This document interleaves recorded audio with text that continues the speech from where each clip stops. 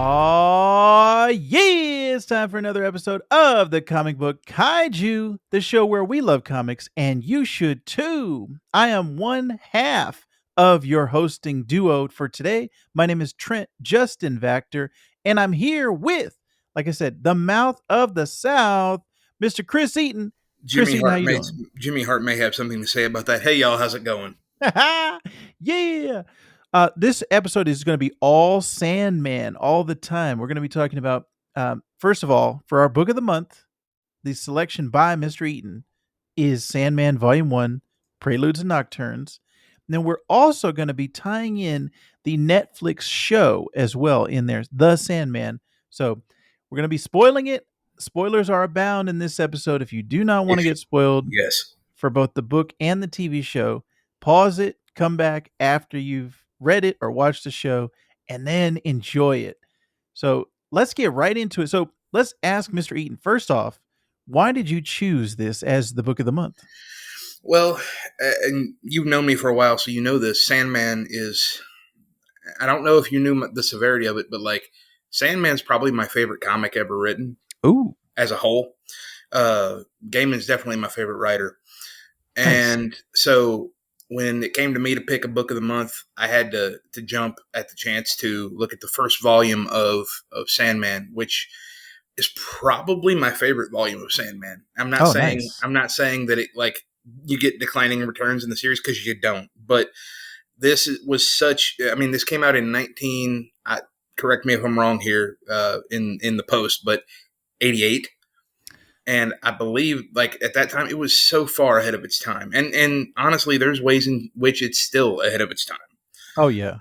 So I had to jump at the chance to talk about this comic that I've loved for so many years.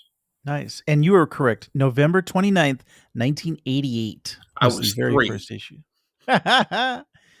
So I actually came to this comic later on in life. Now, as a comic book fan and as a comic book reader, this was always one of those ones that was, hey, this is one of the best comics of all time. You should read this comic. Right. So it's always been on my radar, but I just, because of life and trying to read everything, I just never got around to it. But I always said in the back of my mind, I will get to Sandman one day.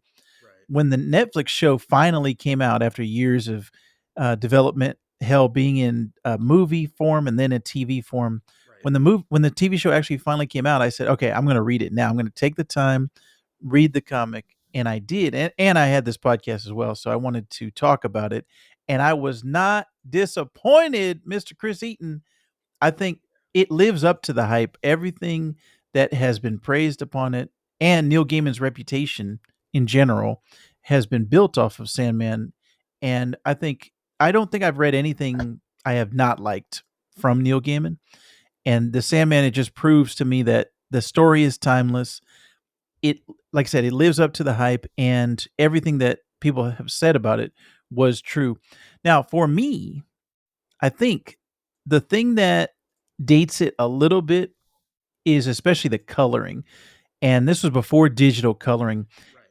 Anytime I see a book that is not digitally colored now, it's hard for me to get into that mindset of immersing myself in the story, just because I'm so used to it.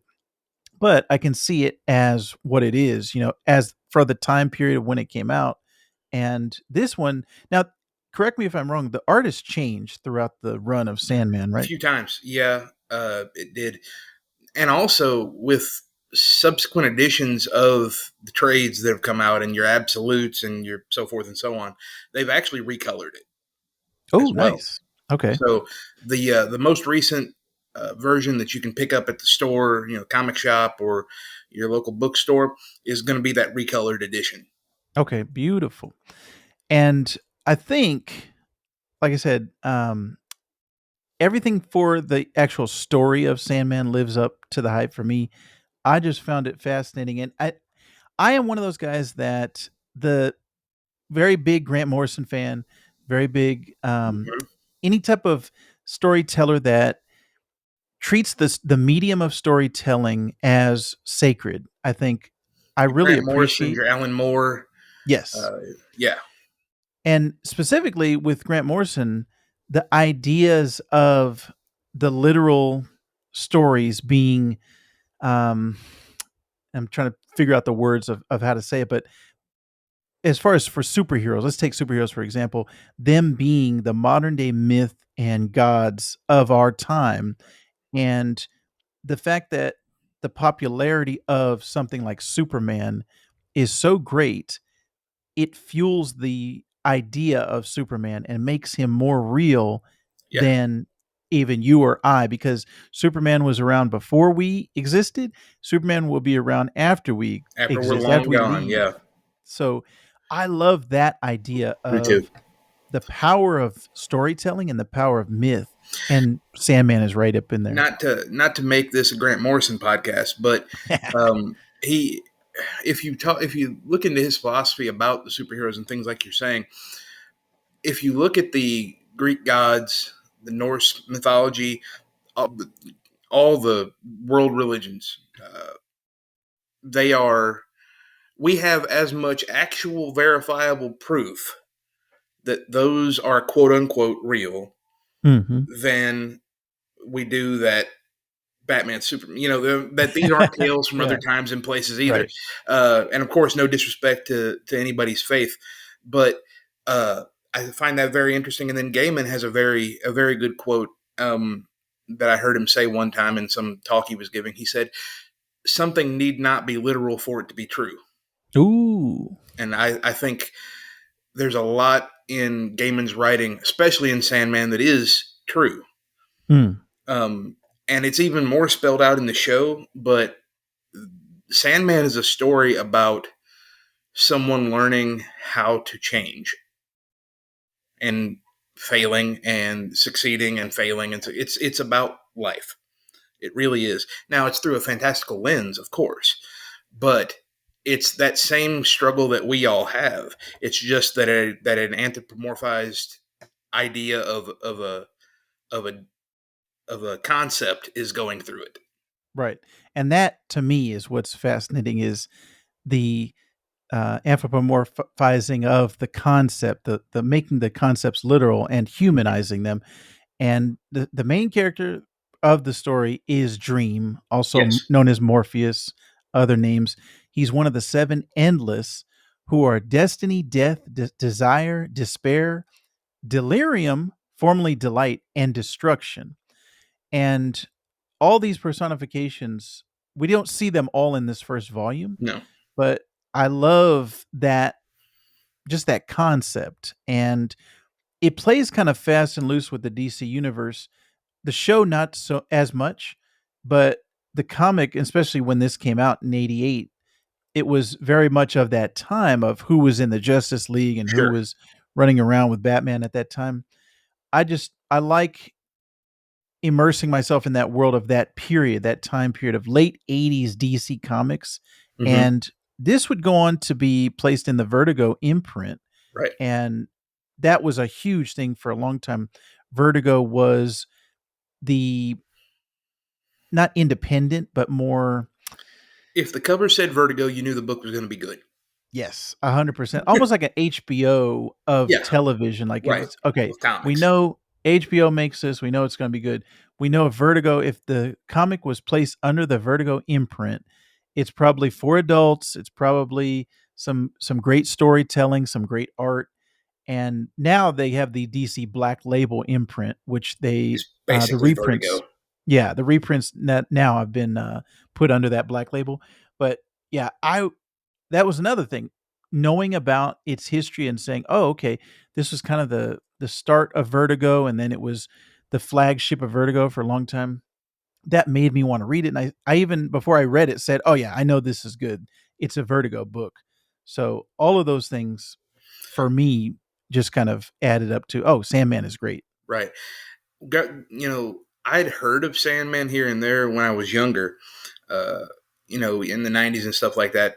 Really reading comics, it was mainly superhero stuff for me, mainly X-Men and Yes. Marvel. But I remember this image of what I now know is Morpheus Dream on a few things that were really intriguing to me, and I'm like, I want to see more about that. One of them was Yeah. actually to bring in our other podcast, Kick Out Kaiju. I remember seeing an episode of, I think it was Monday Nitro, WCW, and Raven, the wrestler Raven, came out wearing a Sandman T-shirt. Oh, So I yeah. remember seeing that.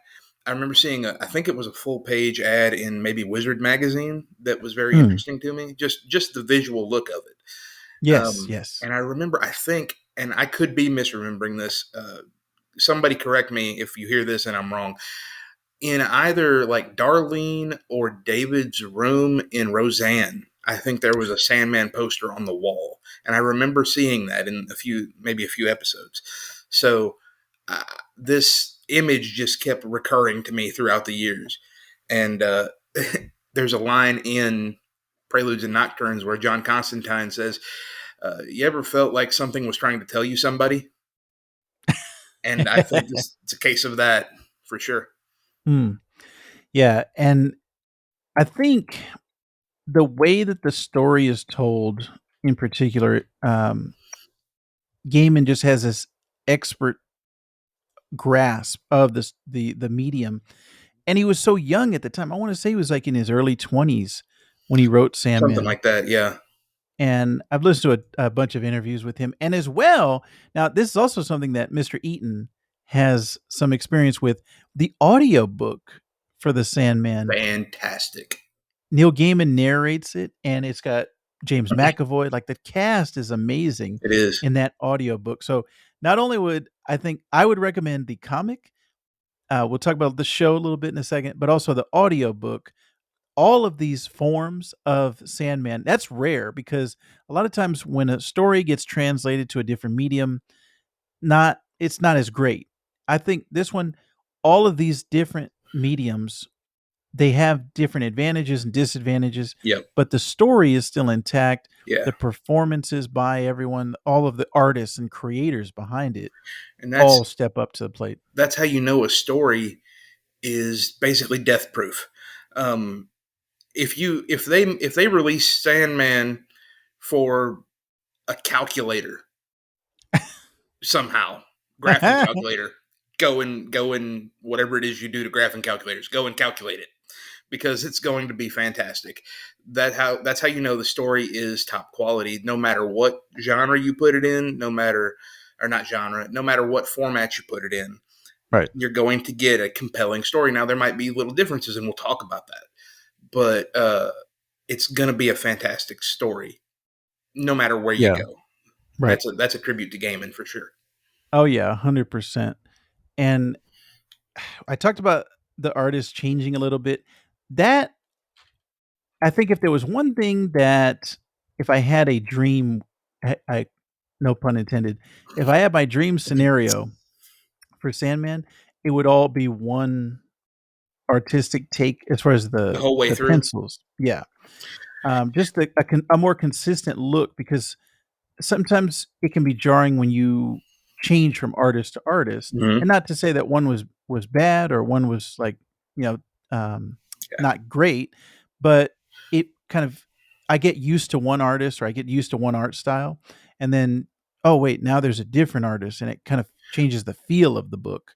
It does, Um and I'll say that while I do agree with you on that, I think a story like Sandman that does tell sequential, but also could get episodic as well. Yes. I think of like the Ramadan series that they did, which was very apart from the narrative of the story, but still a fantastic story of itself. There's a few others that jump to mind. I like the fact that it's not the quote unquote normal artist on those Mm. stories. So I think a series structured this way lends itself to a changing art form Mm. or art style. But I do agree the one who pens the first however many issues in Preludes and Nocturnes, I would have loved to seen the majority of the series be that. Yeah, and that one, I was looking it up, is Sam Keith. Yes. And he went on to do a bunch of other things, but Hmm. he had quit after the 5th issue and then was replaced by Mike Dringenberg as penciler, who was later then replaced by Malcolm Jones III. So it was and Dave McKean did the covers on the entire For the whole run. series. Yep. And that was though all of Dave McKean's stuff is great. There's a Um, book actually called Dust Covers ooh, that is just a gallery of all the single issue covers. It's great. oh, nice, Hmm. nice. Yeah, I've really liked Dave McKean's covers for a long time. But yeah, so that was kind of that experience. I was actually experiencing the book and the show at the same time. Hmm. And so I would watch an episode, I would read a little bit of the comic, I would watch an episode, read a little bit of the comic, always a little bit ahead on the comic before I Hmm. watched the show. And it was great for me. And I was listening to the audiobook too. So it was great for me to kind of jump back and forth between those different formats and still have a immersive and a great experience Right, because all you the way now and through. now too, you have an acute understanding of the differences between each as well, Yes. which is good. Yeah. And there are things that also shed a light on the story for me. And it's just like if you're reading a book more than once and you're Right. picking up nuances and different things as you reread it, going from format to format and experiencing the same story over like three different times, I was also like, oh yeah, okay, now I understand this a little bit better, a little bit better. Mhm. And so that was a unique experience for me. I haven't done that before with any other story, but one that Sandman allows in 2022, we can do that and jump back and forth between all these three. I think we're living in quite a privileged time because even you and I, let's say 15 years ago, when we were podcasting in Memphis, Tennessee, Has it been the that only long? thing, yeah, I was thinking about that this morning. As a matter of fact, I was driving to work and I was listening to a podcast and they were talking about 2007, which is when I moved to When Memphis. we started podcasting, yeah. And so I was like, oh, shoot, it's been 15 years. But even back then, we only would have had the comic. We would not have had Sure. the TV show or the audiobook. So Right. I think we're living in a great time right now for We are. We Sandman are for stuff. sure. So I want to jump into your experience with the show. Now, it was much hyped, much coverage on it, and for myself, I knew about the project and you as well, but my wife had no clue who the Sandman was, what the story was. So she was experiencing it for the first time. She loved it. She was like, "When am I getting more?" And I was like, "Hey, read the comic."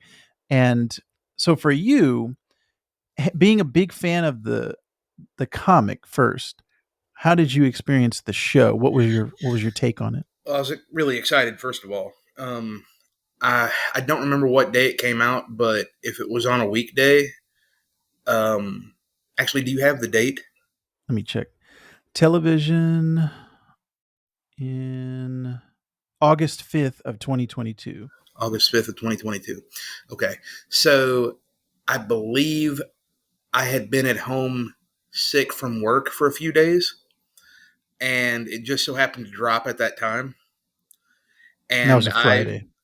yeah, it was a Friday, and so that Friday evening, that Saturday, that Sunday, binge watched the whole thing, Yeah, and that's another thing. They didn't release it week to week. It was a all at all once. 10 episodes, yeah. And then they later And released a one episode. yeah, the 11th episode, Yes. which is Mhm. really good. Um, then went back and rewatched it again. Um, so I've gone through the whole series twice now. The 11th episode once, but uh, I've I was super excited by it. Mm. I kinda wanna rewatch it now that we're talking about it. I kinda wanna, Right? pull it up again. Yeah, it's I I I don't know if you want to get into the whether how true it is to the source material or what. When you're talking about moving a beloved property to another medium, you play a dangerous game. Yes, right. As we can see by the Mario Brothers being turned into a movie. Guys, guys and gals, if you're listening to this and you have a chance to buy the Mario Brothers DVD, it'll probably be about $5. It's worth every penny because that movie's terrible. But not terrible so bad you don't want to watch. It's so terrible you want to watch it. Just keep that in mind.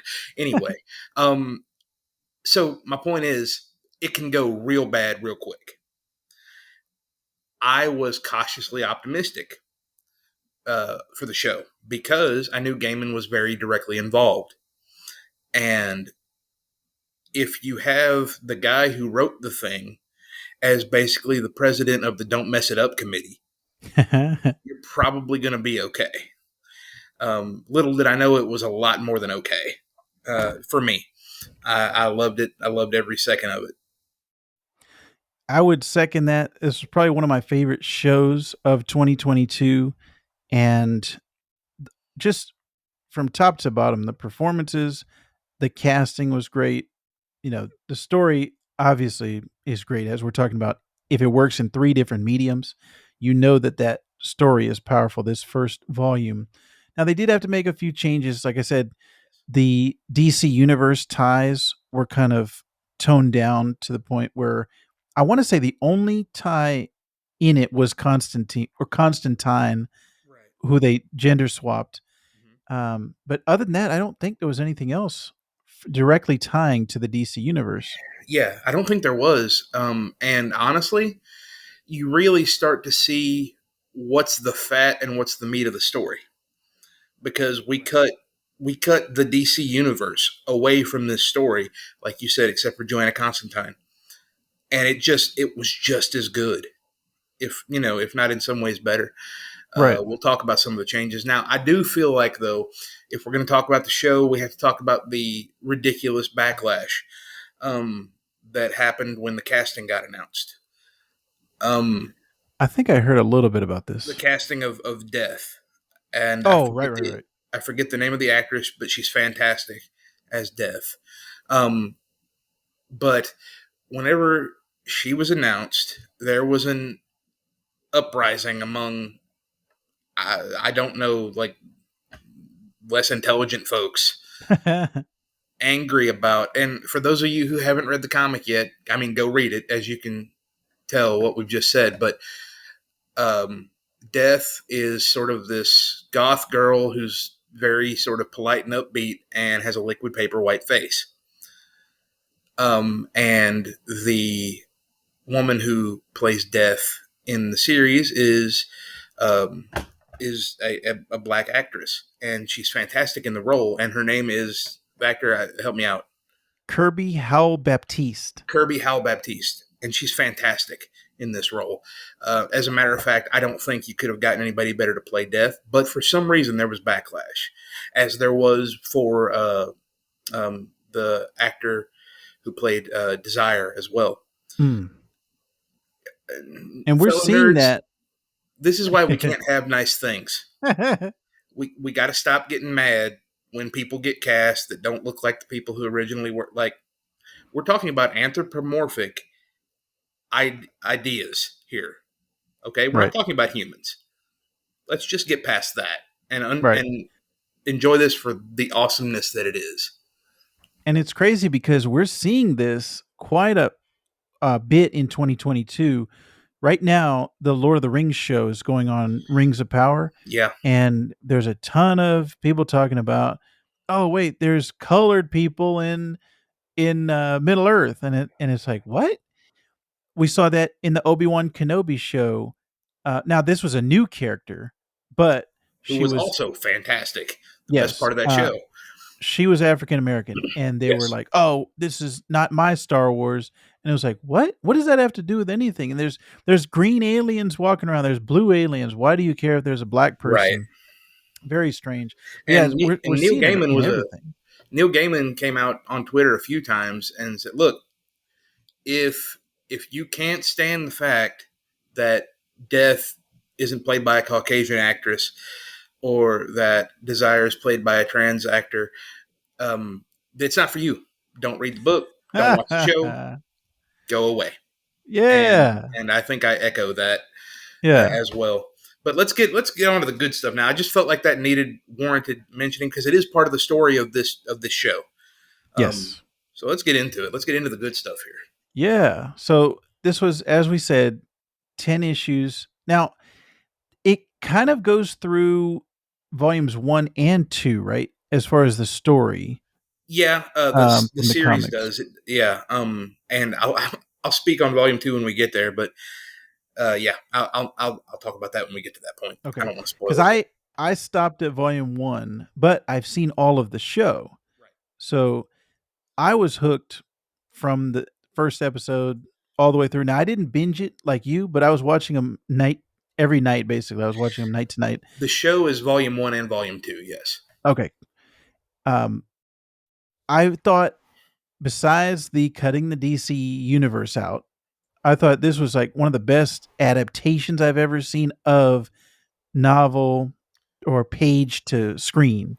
It is. And I'll say this, and this is about that second half of the series that's volume 2 in the comic.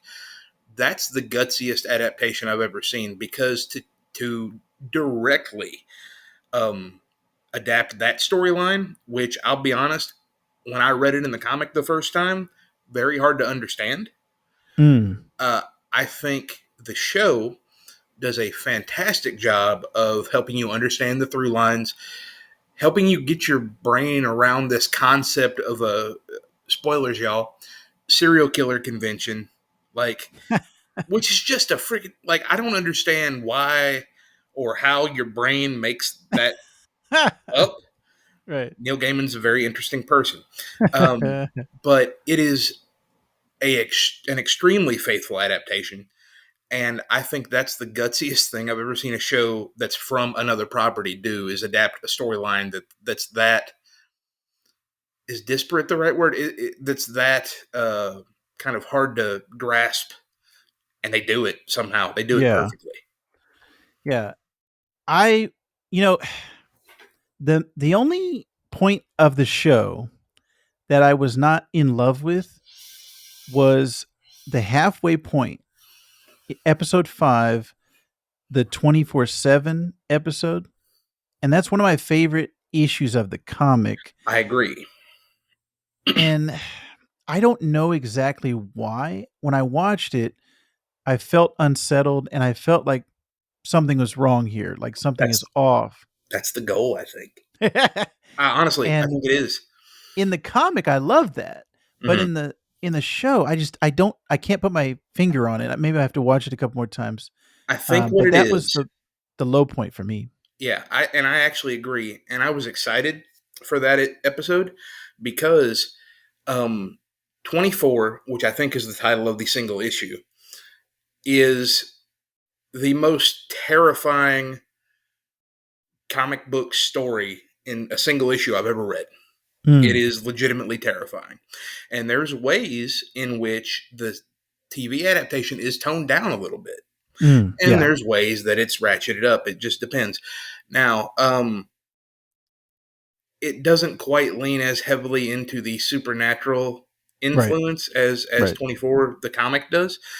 right. It's also, if I'm not mistaken, I think it's the longest episode as well. Oh, Um, and I think it's a case of the fact that that story, that particular beat, doesn't translate as well to the uh, TV format as it does to the comic.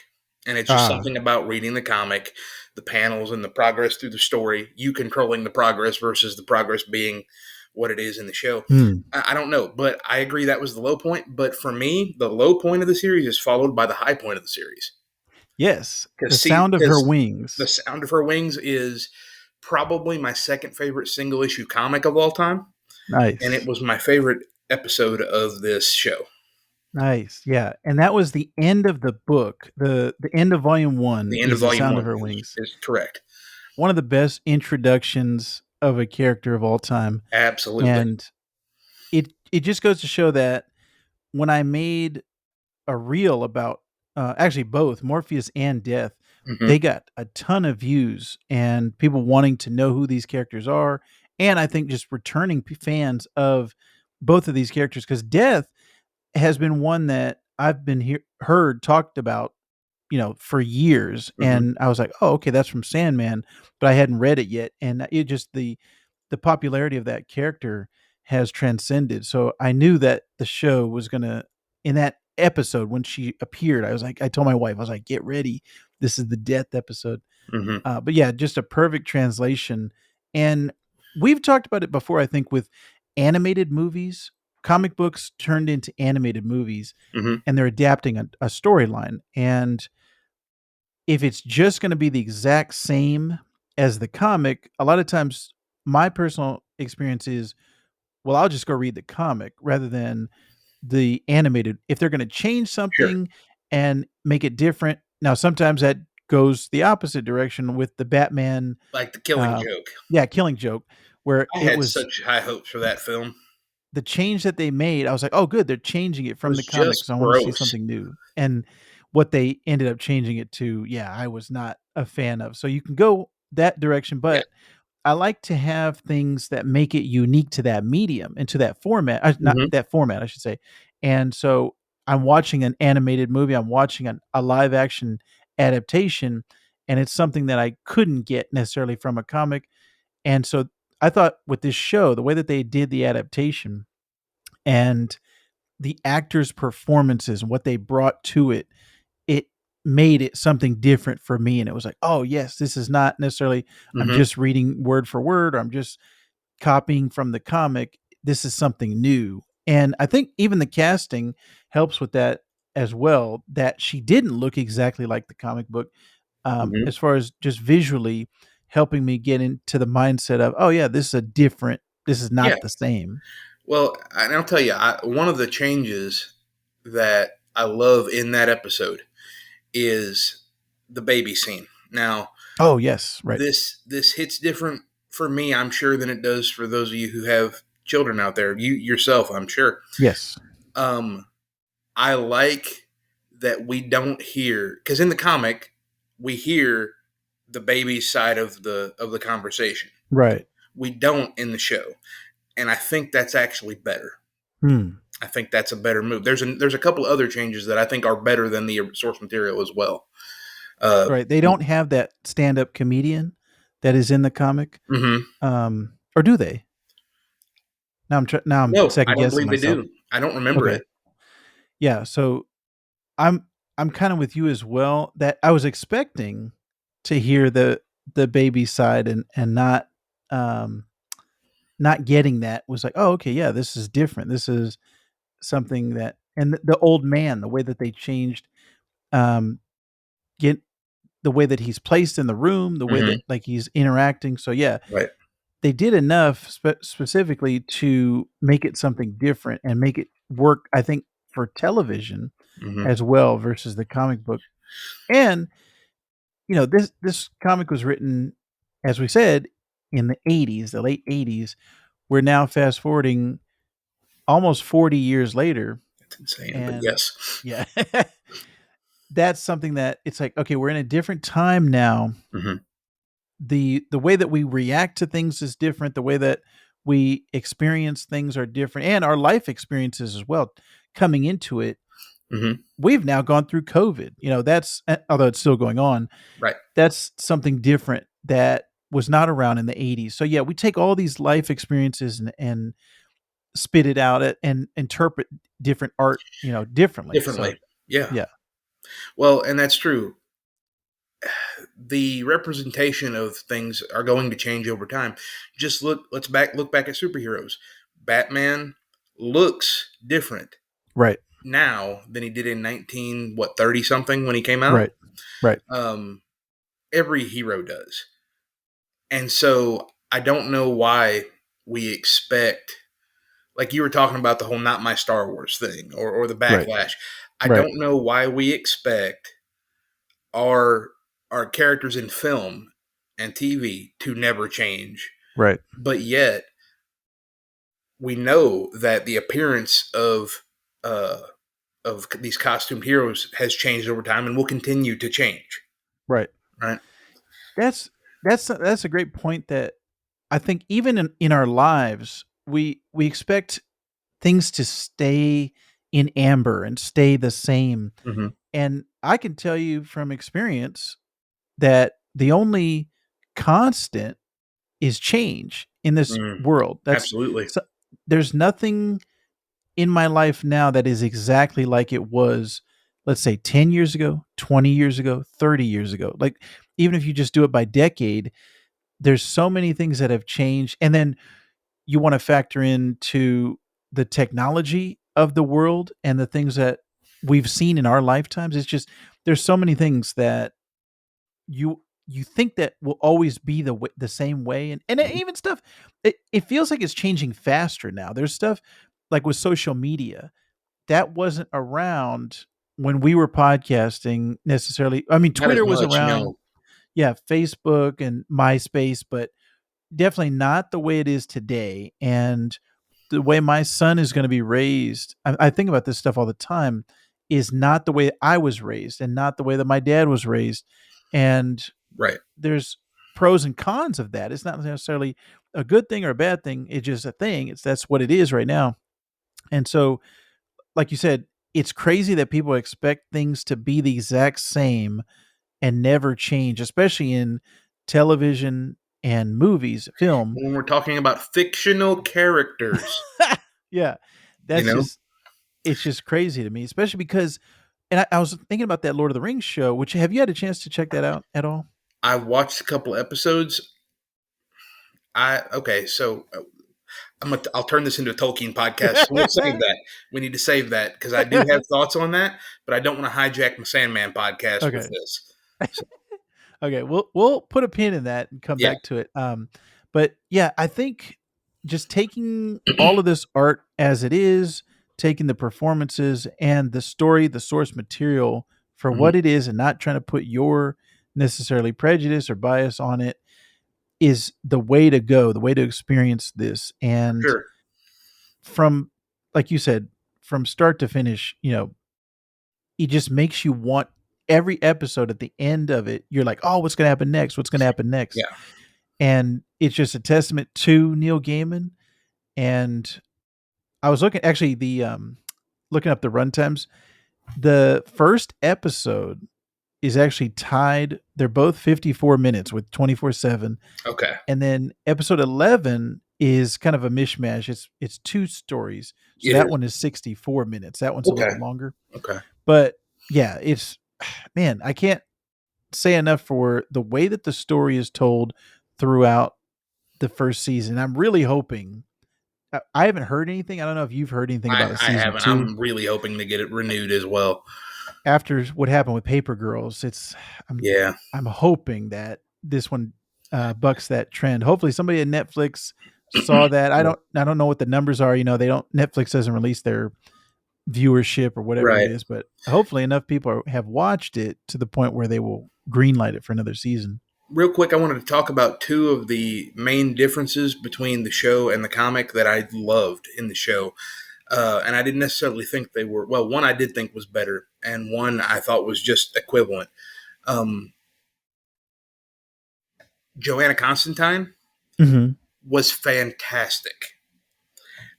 It we didn't that version of the story did not need John Constantine.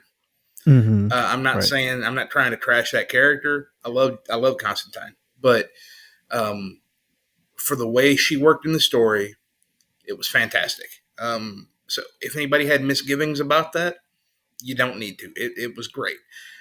The other important change in the episode where Morpheus goes to hell to get his helmet back, Yes. which is a fantastic issue of the comic. I love Um, that issue. I do too. Uh, Spoilers.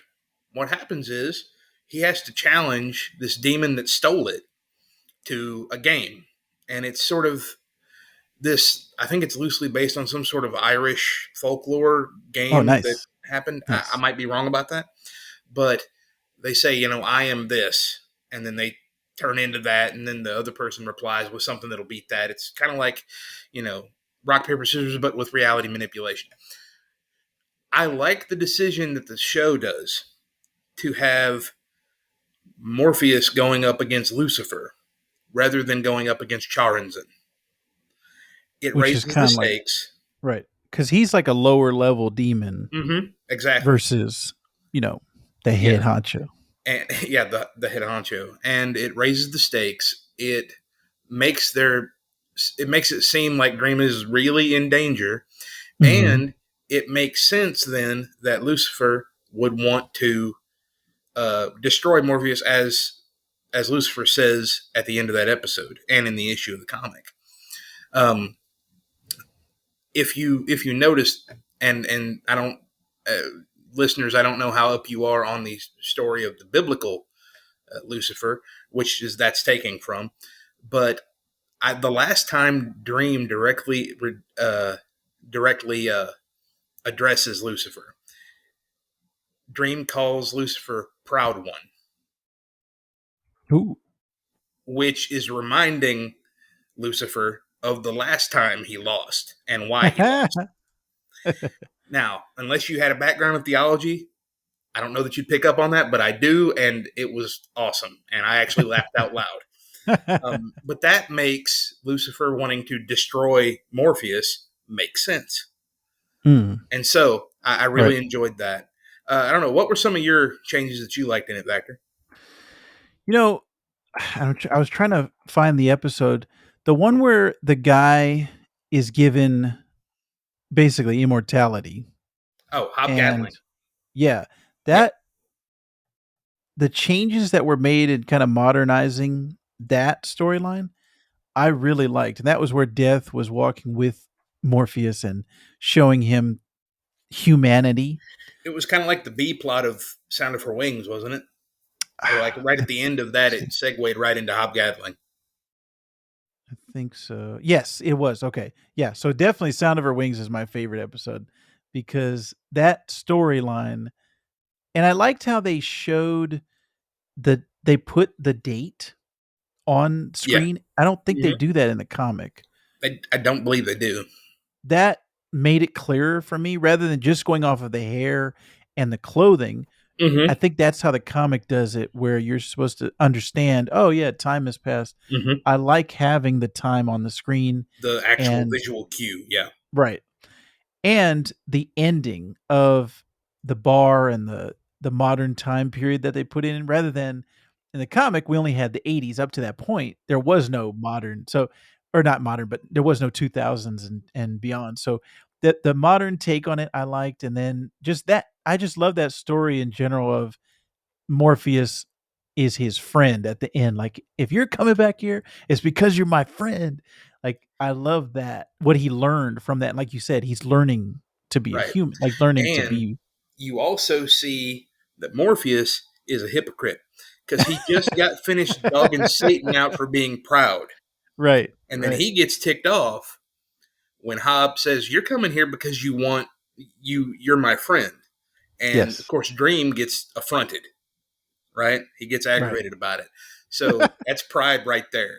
Yeah, yeah. That the comic and the show I really loved, but I like that. I think I like the show interpretation more than the comic version. And so that change I think was probably my favorite.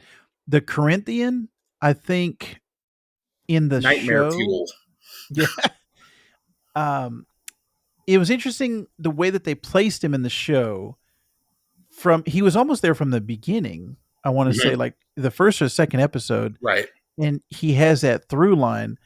In the comic, it's a little bit different. So Yeah. I like where they bumped him up Yeah. and kind of made him run through the whole They show. could not have cast that role better either. Oh, yeah. God Almighty, that was Yeah. fantastic job by that actor. I really liked his performance. Mhm. And Boyd Holbrook is his name. Boyd Holbrook, Uh, yes, sounds like a movie star, don't it? the Corinthian who is a nightmare who has escaped the dreaming. Oh, we didn't even talk about Patton Oswald as As Matthew, Matthew the Raven, yeah.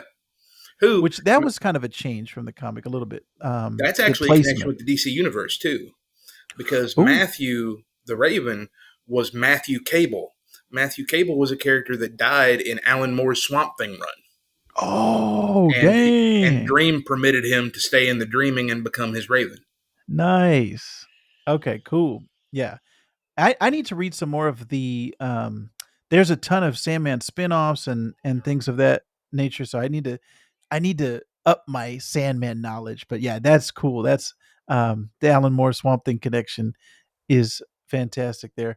But yeah, Patton Oswalt, he didn't I think every role I've seen him in, even did you see that Modoc animated show or not animated but stop motion? Yes, Yeah, anything that Patton Oswalt does, and he's actually writing a comic right now that I really Really? enjoyed the first issue of, and I can't even remember blanking on the name of the comic, but his everything that Patton Oswalt does, everything he touches is gold for me. I haven't It there's is. It's nothing I great. have not liked. Um, so yeah, the casting from top to bottom, I thought was fantastic.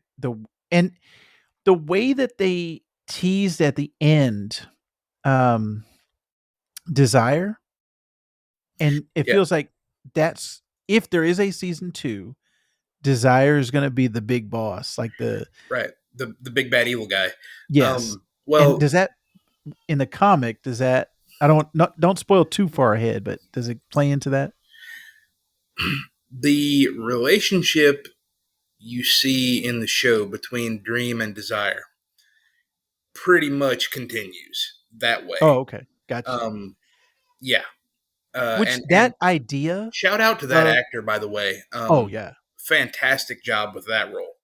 Yes. And that idea of all of the Endless being siblings, I think is fantastic, and it's one of those ideas that you're like, "Man, why didn't I think of that?" Like, it's a brilliant idea to make them have these sibling rivalries, and in the show, their cast is different, races and different things, so that's interesting as well, Right. from the comic. That's another change, but, yeah, I just all of the ideas from this the comic and then the show all play out on screen and on the page as just top tier, like Yeah. highest recommendation.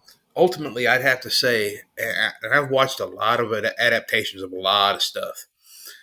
This to me is, and not to say there aren't differences because there are, but this is the most faithful adaptation of a very complex property Mm. that I've ever seen.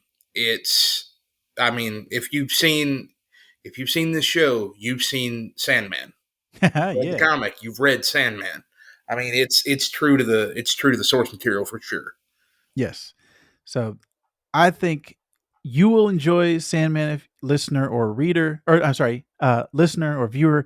I think you will enjoy Sandman in whatever format you can get it in, whether it's the comic, which is our book of the month this month, Preludes and Nocturnes, the show on Netflix, or even the audiobook, which I think it's like part one and part two There's is the Act way One they and do Act it. Two right now. Yeah. Yeah, I think all of those forms, you're going to get a great experience. Or like us, Mr. Eaton, myself, get all three of them, experience all three, and yeah, you'll get the trilogy. So yeah, I think I don't have anything else to say, Mr. Eaton. Do you have anything else to add to? I think we both recommend highly all of yeah. the I can't recommend it any higher than what we've said here for the past almost an hour. yeah Um, this I'll say this, and this goes to my Tolkien thing that you asked earlier. I I have a religious faith, so I hold the scripture of that faith in very high esteem as far as the writings. Second to that is as far as writings that I hold respect for. You've got Animal Man by Grant Morrison, Swamp yeah Thing by Alan Moore, Sandman by Neil Gaiman, and Lord of the Rings by J.R.R. Tolkien. Like that to me, that's those writings are sacred. Um, yeah but that doesn't mean they aren't going to change form. Go back to that. I say that to say I have a high degree of love for those writings and that story, and so I am pretty notoriously picky when it comes to adaptations.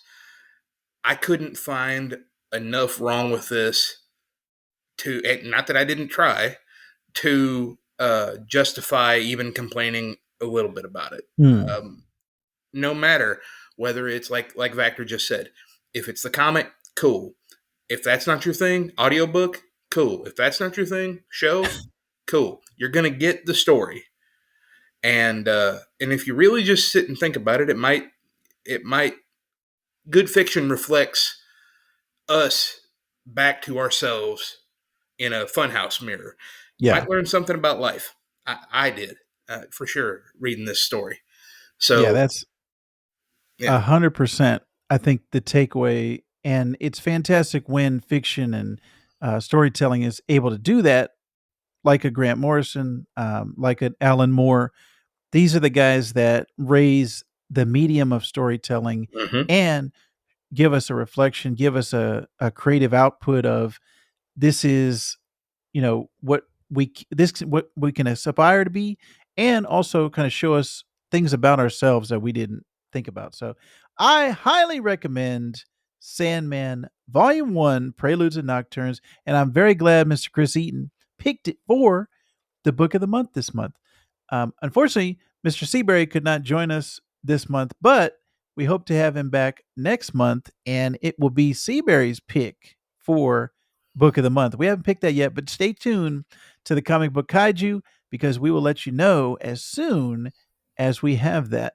Mr. Chris Eaton, where can the fine folks find you podcasting this week? Well, you can, of course, as you've heard, find me on CBK, the Comic Book Kaiju, but also you can find me on our sister podcast, Kick Out Kaiju, where our most recent episode, Mr. Marcus Seabury and I uh, talk over the Sami Zayn versus Shinsuke Nakamura match from 2015 NXT Takeover Dallas.